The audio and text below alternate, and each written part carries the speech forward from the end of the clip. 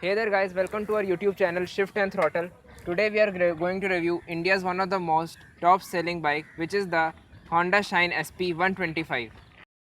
This is a long term review of the Shine SP 125.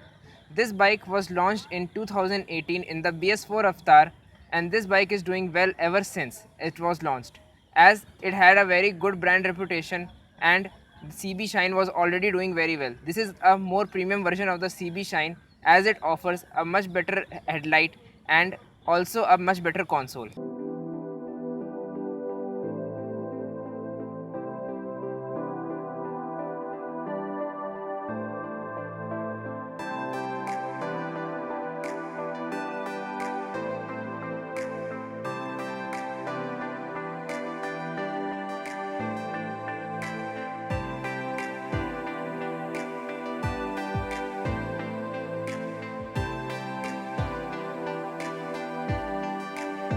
Bike competes in the premium 125cc segment, which is very crowded, as Yamaha, TVS, Bajaj all are offering their own bikes.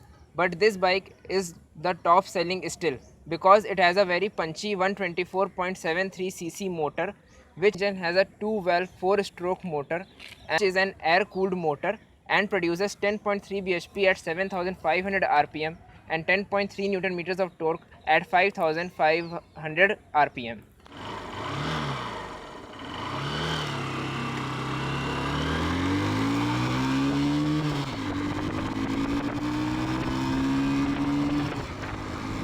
This bike pulls very cleanly through the low end and the mid end.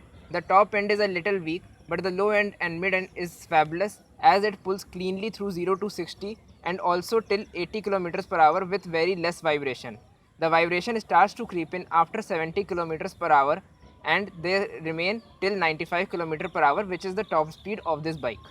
This bike has a telescopic suspension at the front and two rear suspension at the rear, and it has a 240 mm disc brake and a 130 mm drum brake, and at the front it has 80 by 100 section tire, and at the rear it has 80 by 100 tire. Now talking about the main question when buying the bike in this segment, that is, how much mileage does the bike give? This bike returns around 50 km to the liter, and the claimed mileage from the company is 65 km to the liter. This has been done by Honda by a very clever technology called Honda Eco Technology. Fuel tank capacity of this motor is 10.5 liter. When mixed with the fuel efficiency this bike returns, this bike should easily return you 500 to 550 km to the tank when filled. Exhaust note of this bike is also very throaty, and you can take a listen.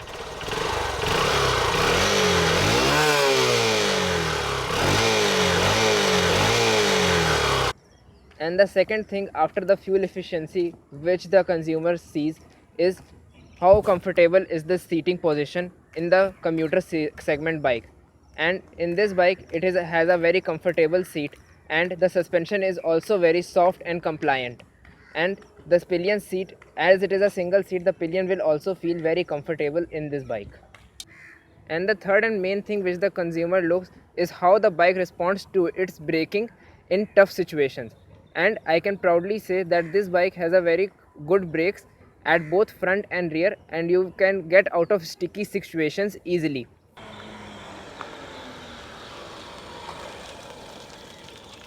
As you can see, this bike has part analog and part digital cluster. At the analog part, it shows you the speed of the bike, and at the digital cluster, it shows you the fuel tank capacity of this bike, odometer, and a trip meter. It also has a turn signal indicator, high beam indicator, and a neutral gear indicator. Sadly, it does not has any gear position indicator.